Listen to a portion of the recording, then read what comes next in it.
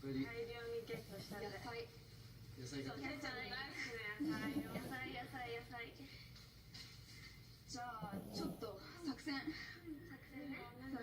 じゃあまずお肉担当してもらっていい？はい。肉。はい。それさ手でさちぎっていいんだよね。毎日料理するんだね。そうなの。結構毎日作ってる。